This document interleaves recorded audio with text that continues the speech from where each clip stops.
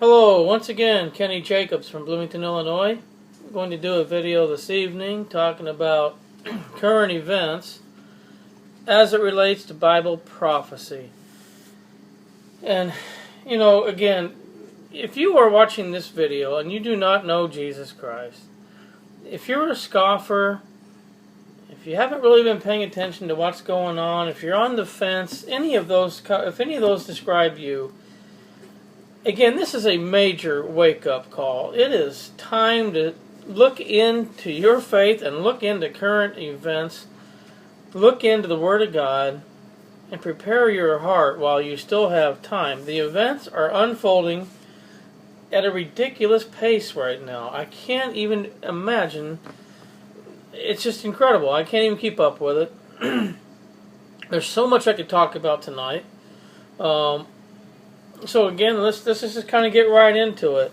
But again, if I implore you, it is time to wake up. Time is short. Let's look at, first of all, just real quickly, there's another spike in Ebola cases in West Africa.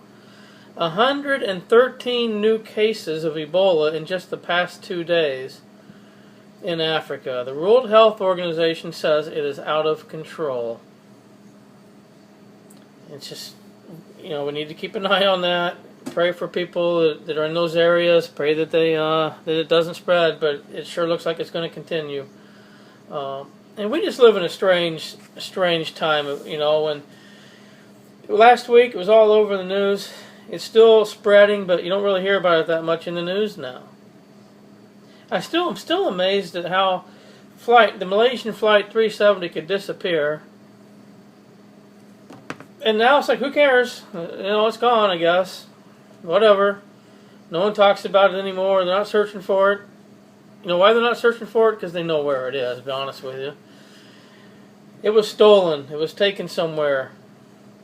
The New World Order elite, I'm sure, know where that plane is. But isn't it odd that the media and the world just doesn't seem to care anymore? They don't even talk about that plane.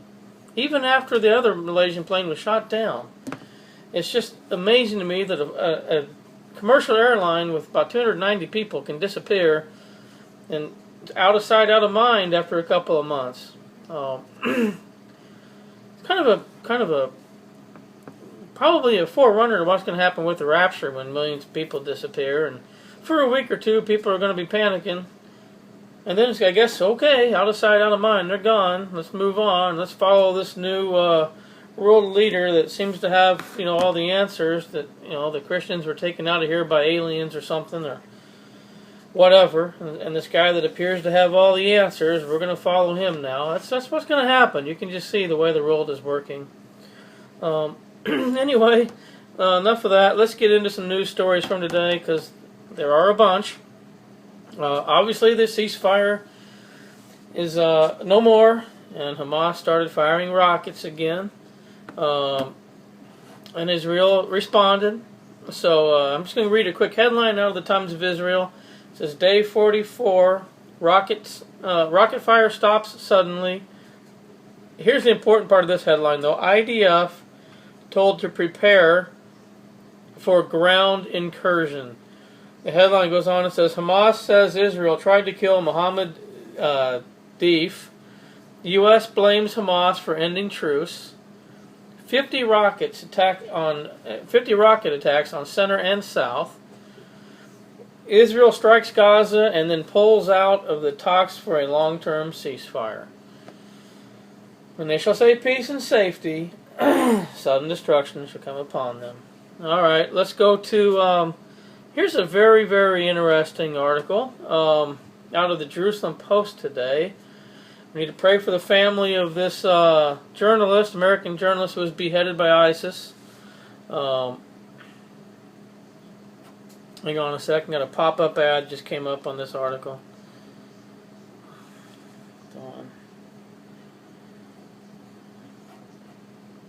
Let's reopen that. Hang on. Sorry, guys. I'm trying to get to an article out of the Jerusalem Post, and the headline of this article is Islamic State sends bloody ransom to Obama, and I hope it'll come up here because it's a very good article, a very interesting article. But again, we need to pray for that family of that gentleman. ISIS is just straight from the pits of hell, what they're doing, and they need to be stopped. It's going to be very interesting to see. Why won't this come up now? I'll come back to that article. Let's go to a different article. Sorry, guys. Let's go to an article out of the Arutz Sheva today. It's a similar article. Islamic State beheads missing American journalist. Islamic State releases a video showing the beheading of American journalist James Foley, who disappeared in 2012 in Syria. ISIS released a video on Tuesday which shows the beheading of American journalist James Foley, who disappeared in November 2012. The video, posted on YouTube, contained a message to the United States to end its military operations in Iraq. In the video, Foley is seen kneeling next to a man dressed in black. He reads a message, presumably scripted by his captors, that his real killer is America. I wish I had more time.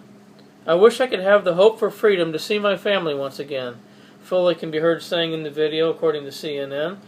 Excuse me. He is then shown being beheaded. The National Security Council told CNN it was aware of the video. The intelligence community is working as quickly as possible to determine its authenticity. If genuine, we are appalled by the brutal murder of an innocent American journalist, and we express our deepest condolences to his family and friends. We will provide more information when it's available. Foley disappeared November 2012 in northwest Syria near the border with Turkey. He was reportedly forced into a vehicle by gunmen. He was not heard from again. At the time of his disappearance, he was working for the Global Post. According to the CNN report, the video also shows another American journalist. His life was said by the terrorists in the video to hang in the balance depending on what President Barack Obama does next.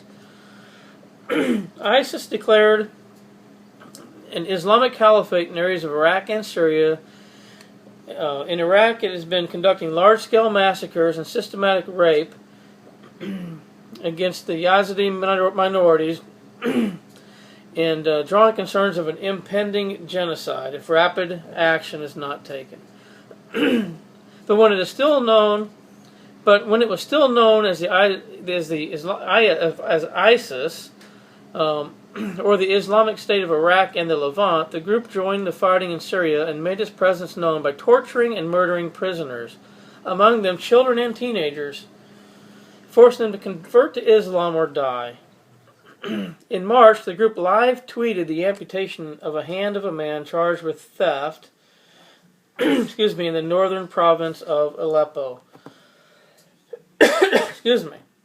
But guys, again, this group, this ISIS group, I mean, obviously they're following Satan. Allah is not God. Radical Islam is straight from the pits of hell, and this group needs to be stopped regardless of what it takes. We have got to get in there and take care of this situation before they continue to grow and grow and grow. They're going to attack America, and they're going to attack Israel. There's no question about it. Let's see if I can get this other article to load.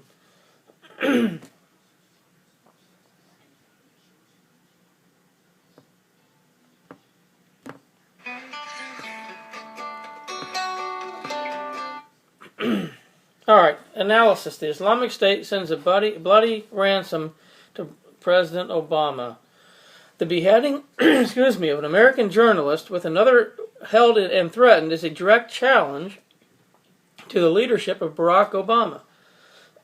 War has come home yet again for the United States from Iraq with the graphic murder of one of its own, beheaded on camera, carrying a warning. The message to America from the Islamic State, delivered to the veteran reporter, was a stark lesson on the consequences of presidential action. Airstrikes against the group in Iraq, ordered with reluctance by U.S. President Barack Obama, led directly to this moment where an innocent man has paid the price for decisions made by the president alone. Leadership in the Obama administration, Foley says, effectively hit the last nail in my coffin with their recent aerial campaign in Iraq. Before the grisly murder, Foley's mass killer pointed his knife at the camera and identified the damned as a citizen of your country, speaking to Obama of the United States. You have plotted against us and gone far out of your way to find reasons to interfere in our affairs, the killer said. And after the deed on a hilltop in the desert somewhere, in territories now occupied by ISIS between Syria and Iraq, the man lifted the shirt collar of another American, warning that he was next should airstrikes continue. The life of this American citizen, Obama, depends on your next decision, the Islamist fighter said, speaking in English with a muzzled European accent. Obama now weighs how to balance America's value of each and every American life or its weak stomach in war against a genocidal enemy such as ISIS, against a larger mission of stemming the group's progress. Guys, again, it's just getting crazy. Luke chapter 21 talks about distress of nations. And obviously we hear wars and rumors of wars, kingdom against kingdom, nation against nation.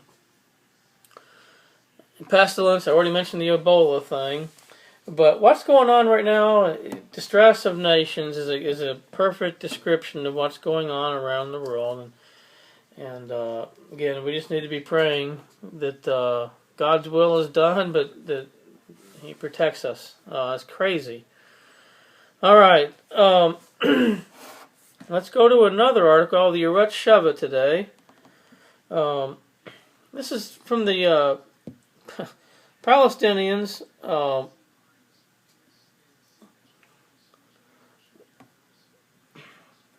The headline, PA official, it's all Israel's fault.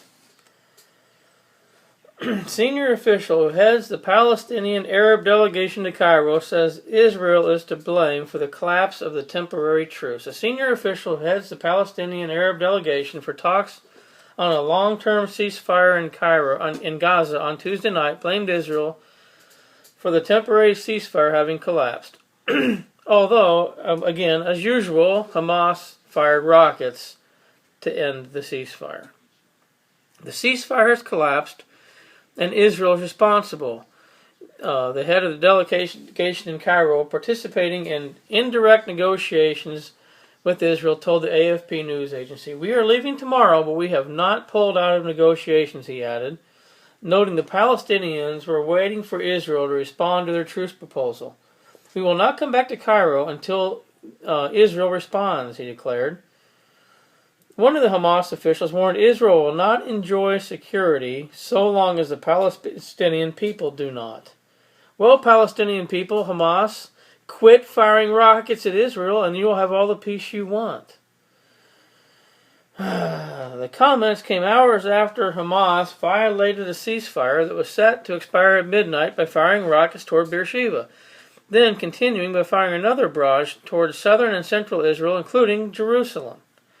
Hamas later declared that Israel had opened the gates of hell. In a statement, the group's so-called military wing said it had resumed the rocket fire in Israel because the Israeli Air Force had launched an airstrike on a home in Gaza. The group warned that the price will be a heavy one. Israel is responsible for the stagnation of ongoing negotiations in Cairo, he claimed. It's dragging its feet and shows no desire to reach an agreement. I'm going to check out another article that's similar. This one's titled, Hamas, Israel opens the gates of hell. See if there's anything new in this one. It says heavy rocket fire hit southern and central Israel at around 11 p.m. on Tuesday evening. At least one rocket reportedly hit open ground in Tel Aviv. Another 5 hit open land in Beersheba. Another rocket was shot down over central Israel. But Israel, of course, is the one that broke the ceasefire, according to Hamas.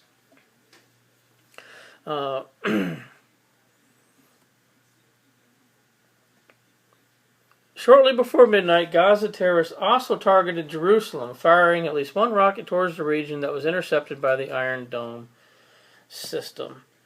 Uh, here's another article just caught my eye. Santorum. Israel knows U.S. is no friend. This is out of Newsmax. And if, again, this is a sad fact, and it spells bad news for the United States of America. Rick Santorum, Israel knows U.S. is not a friend. Israel knows that the Obama administration is not its friend, evidenced by pressure the White House is putting on it to accept a peace deal with the Palestinians that is not in Israel's best interest. Rick Santorum told Newsmax on Tuesday, no one wants to criticize the president, no one wants to criticize the Secretary of State, but the average Israeli knows whose side that John Kerry and Barack Obama are on. And it's not to protect the security of Israel, Santorum said during a phone interview from Jerusalem. The idea that Israel should not have defensible borders, the idea that Israel should not be able to respond when 3,500 rockets come flying out of torturous southern cities, and that you can't respond when you have people that have built tunnels to bring in terrorists and other types of activities that are going to harm your people, that you can't stop that, and putting on pressure on them to get in negotiated settlements that is not necessarily favorable to the security of Israel. Friends don't do that. This kind of deranged leadership for the citizens of the Gaza Strip needs to end, and it's incumbent upon the Palestinians in Gaza to throw off these radical Muslims who don't care about the people that are in Gaza, Santorum said. I'm going to stop there, and as usual, I'll put all the links to these articles into the description box so you can check them out yourself. But again, that seems like a statement that's not that important, but I'm going to go over what he just said there. He said, this kind of deranged leadership for the citizens of the Gaza Strip needs to end. It's incumbent upon the Palestinians in Gaza to throw off these radical Muslims who don't care about the people that are in Gaza, Santorum said. It's coming more and more clear that the covenant with many between all the Middle Eastern region and Israel, probably other nations as well, is going to be related to radical terrorist groups trying to stop Hamas, Hezbollah, Boko Haram, on and on and on. I know I'm leaving some out. I'm not thinking of all the names of them right now. Al-Qaeda. But that's what's going to happen. There's going to be a covenant of many trying to supposedly stamp out the radical terror groups. It's all coming together. It's really getting interesting. But again, as America continues to turn its back on Israel, bad things are going to continue to happen to America. I want to look at one more news story real quick. This is out of the Prophecy Newswatch newsletter. Title of the article, Boston Police Department tested facial recognition software on every face at local music festivals. Concert goers at last year's annual Boston Calling music festivals weren't just there to watch the show, they were watched themselves as test subjects for Boston Police's new facial recognition technology, which reportedly analyzed every attendee at the May and September two-day events.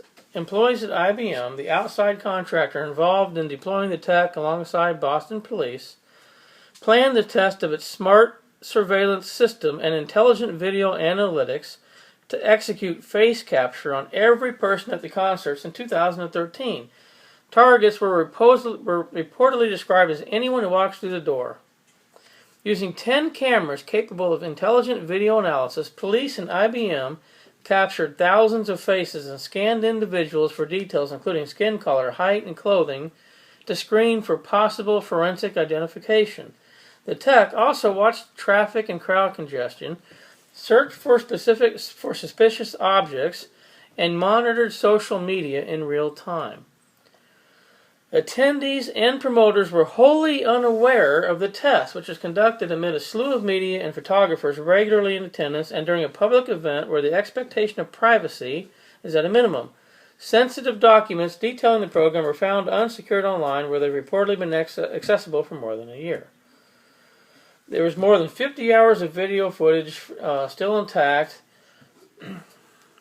Other data stored online by Boston Police and unsecured servers include driver's licenses, addresses, parking permit information, and more.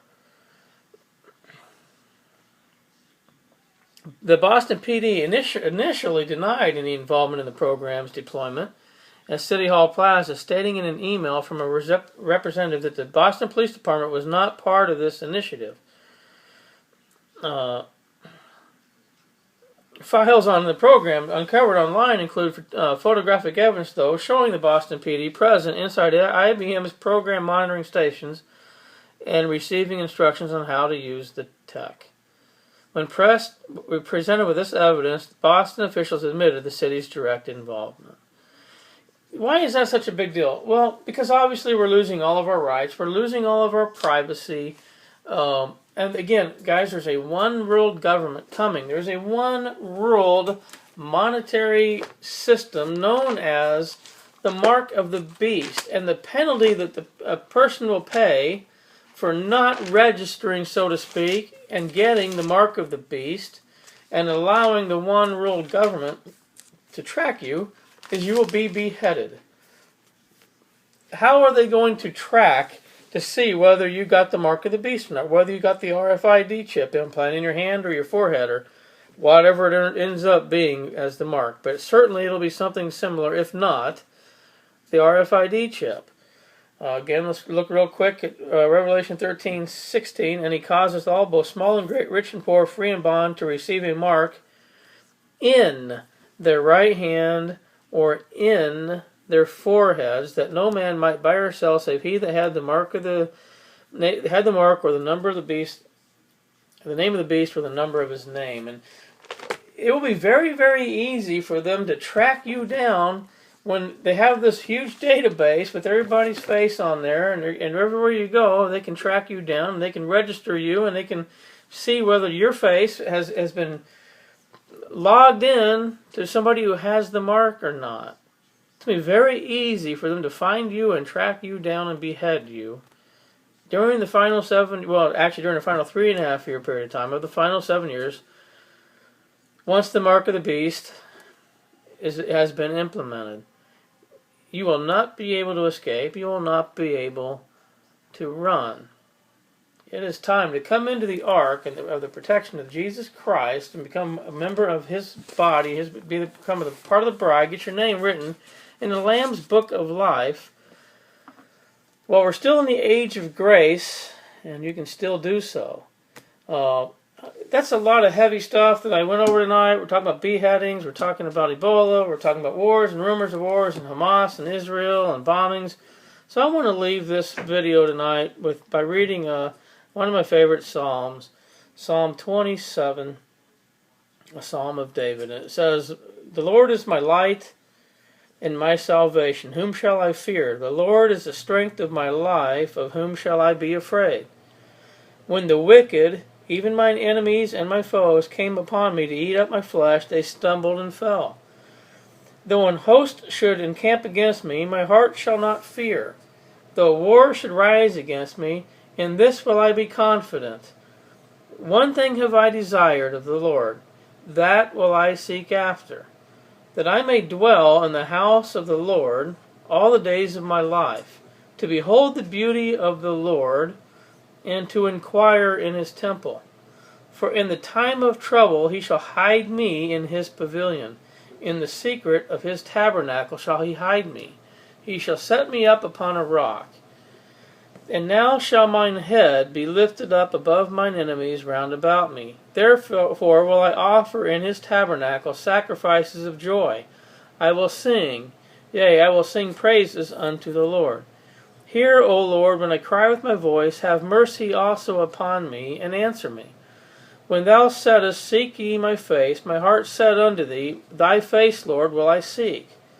Hide not thy face far from me. Put not thy servant away in anger. Thou hast been my help. Leave me not, neither forsake me, O God of my salvation. When my father and my mother forsake me, then the Lord will take me up. Teach me thy way, O Lord, and lead me in a plain path because of mine enemies. Deliver me not over unto the will of mine enemies, for false witnesses are risen up against me, and such as breathe out cruelty. I had fainted unless I had believed to see the goodness of the Lord in the land of the living. Wait on the Lord, be of good courage, and He shall strengthen thine heart. Wait, I say, on the Lord. It's a great psalm, Psalm 27. And I want to read 2 verses of that again, because it wouldn't be me if I didn't. Verse 4, "One thing have I desired of the Lord, that will I seek after, that I may dwell in the house of the Lord all the days of my life, to behold the beauty of the Lord, and to inquire in his temple." Verse 5, "For in the time of trouble he shall hide me in his pavilion. In the secret of his tabernacle shall he hide me. He shall set me up upon a rock." Verse 5, very much a type of the rapture. "For in the time of trouble he shall hide me in his pavilion. In the secret of his tabernacle shall he hide me." Which also reminds me of Isaiah chapter 26. So let's go there real quick. Isaiah 26, chapter 20 and 21. Excuse me, Isaiah chapter 26, verse 20 and 21. "Come, my people, enter thou into thy chambers, and shut thy doors about thee. Hide thyself, as it were, for a little moment, until the indignation be overpast. For behold, the Lord cometh out of his place to punish the inhabitants of the earth for their iniquity. The earth also shall disclose her blood, and shall no more cover her slain." And it's very interesting that in Revelation, and other places in the New Testament, when it's talking about the judgment of the people on the earth in the last days, it talks about the inhabitants of the earth, or it says those who dwell upon the earth. In fact, real quickly, Revelation chapter... Sorry guys, it just sometimes the Holy Spirit moves me to start talking about things I wasn't planning on talking about, and I got to find it. But Revelation chapter 3, verse 10. "Because thou hast kept the word of my patience, I also will keep thee from the hour of temptation, which shall come upon all the world to try them that dwell upon the earth." And back here in Isaiah 26:20, "Come, my people, enter into thy chambers, and shut thy doors about thee. Hide thyself, as it were, for a little moment, until the indignation be overpast. For behold, the Lord cometh out of his place to punish" who? "The inhabitants of the earth for their iniquity." Over here again, Revelation 3:10. "Which shall come upon all the world to try them that dwell upon the earth." I don't know. All I can tell you is the King of Kings is returning for his church. And the question is, are you ready? Are you waiting? Are you watching? Have you been washed in the blood? Is your name written in the Lamb's Book of Life? Because all the signs that Jesus said would be here, signaling his return, are definitely here and escalating every single day. Keep looking up. God bless everyone.